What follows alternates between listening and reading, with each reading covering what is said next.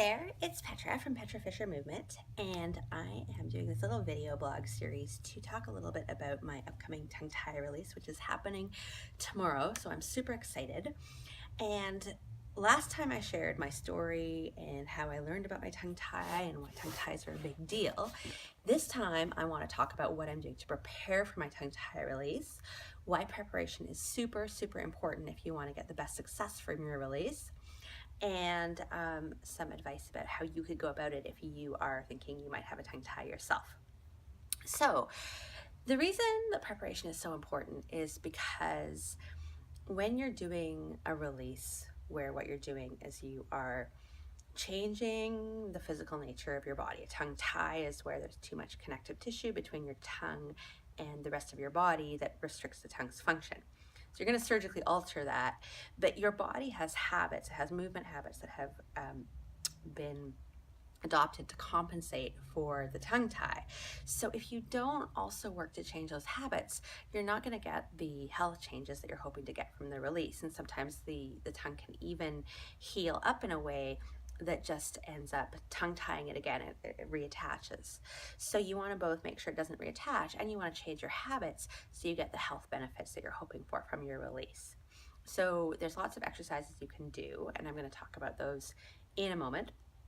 But the other thing that you should consider if you're going to get a release is getting some manual therapy like cranial sacral therapy or osteopathy or a combination of those things. And that work will also help to support the surgical release. So that's really important. The other thing that's important is you want to spend as much time as possible before your release doing the exercises to prepare yourself. So I would say that 1 month would be a minimum. You might want 2 months, even a bit more is probably not going to hurt you, because sometimes you have to relearn movement habits that have been there really since you were a baby. So this is old stuff. It takes a while to learn different movements, and learning movement, it's not always obvious. So I'm a movement teacher, so I understand some of the principles involved in changing movement habits. That gives me a bit of a shortcut because I've been studying movement for about 4 years. If you do not have a strong relationship with your body and understanding about how you move, it might take longer. So if you want to really get the most success you can out of your tongue tie release, I recommend giving yourself a minimum of 6 weeks, and I would even suggest maybe a bit longer. So in terms of the exercises that I'm doing to prepare, they have been chosen by my oromyofunctional therapist, which is a professional who works on tongue exercises, tongue and facial exercises, to help my particular body prepare for my tongue tie release. Now what that means is that my exercises might not be very applicable for your body, but they probably no matter what your particular situation, you're going to get similar goals. And those goals will be to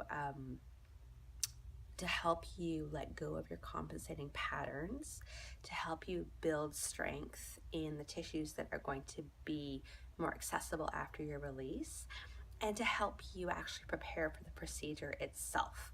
So remember, my exercises, they might not be your exercises. I strongly recommend that you work with an oromyofunctional therapist who can find you the perfect exercises for your body. But I thought you might like to understand, the reasoning behind some of the exercises that they might give you. So the first one, a compensating pattern, is sort of what your body does to make up for the fact that the thing that's supposed to be doing a job isn't doing its job. So my tongue can't do its job properly, which means for me, my jaw does some of what my tongue should be doing and is actually dragged around by my tongue sometimes, and my neck muscles do some of what my tongue should be doing. So that means I have jaw issues and I have a really tight neck because those muscles aren't supposed to be doing the work of my tongue. So goal number 1 with my oromyofunctional therapist was to start disconnecting my tongue from my jaw. One example of an exercise that does this is simply to stick out my tongue. So when I stick out my tongue, if I don't pay attention, my neck gets really involved in that. So I'll show you, it looks like this. Can you see how those muscles just got really kind of ropey? So it looks like this again, I'll show you. So you don't really need your neck to do that when you stick out your tongue. So my exercise could be as simple as just sticking out my tongue like that, only as far as I can go without getting my neck involved. And that helps to decouple the movement of my tongue from the movement of my neck in my brain. So you want to do these exercises frequently because that is helping you to change your neurology in the best possible way. Another example of how I'm working to change my motor patterns is by learning how to open my mouth in a straight up and down direction rather than in a way where my jaw kind of wiggles side to side, which is what it does. I don't want to say naturally, but it's what it does if I don't pay attention. So if you want to assess whether that's what happens with your jaw, what you're going to need, that's why I have a little straw here, you're going to need a small stick that's straight. And you can just put that kind of right on your upper lip, right in the middle between your front teeth. And then what you can do is if you just open your mouth really slowly, you watch to see whether your jaw wiggles side to side as you open. So I'm going to exaggerate a bit so you can really see it easily. It would look like this. Can you see how my lower jaw didn't track straight there? I'll do it again.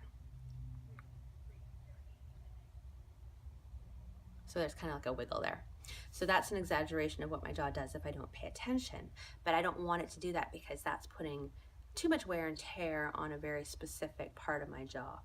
So what I practice doing is I'll stick my tongue to the roof of my mouth and then I'll practice opening and closing my jaw totally straight to help create a new movement pattern. So that would look like this.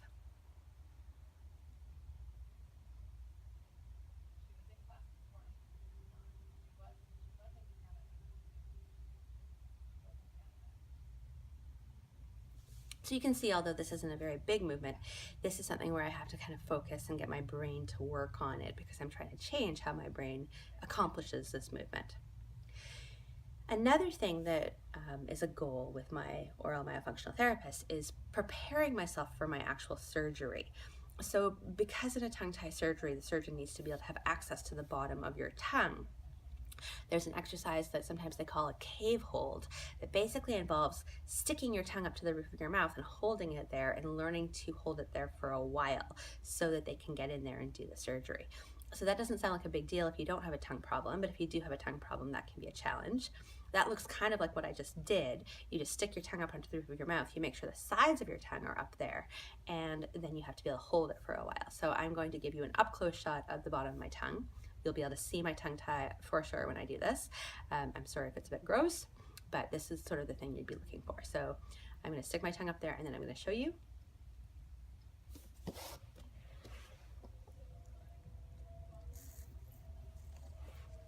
So what you're really looking for there is the sides of your tongue are all the way up. Now what's cool about that is that's actually how your tongue should probably be in your mouth most of the time when you're breathing or just hanging out or in daily life when you're not talking with your tongue. So that's also an exercise in creating more functional tongue patterning for my daily life. That means I also have swallowing practicing exercises. And for me, because I have a bit of a lip tie, I also have some lip exercises, and that can involve some stretching. So just really weird looking stuff like this.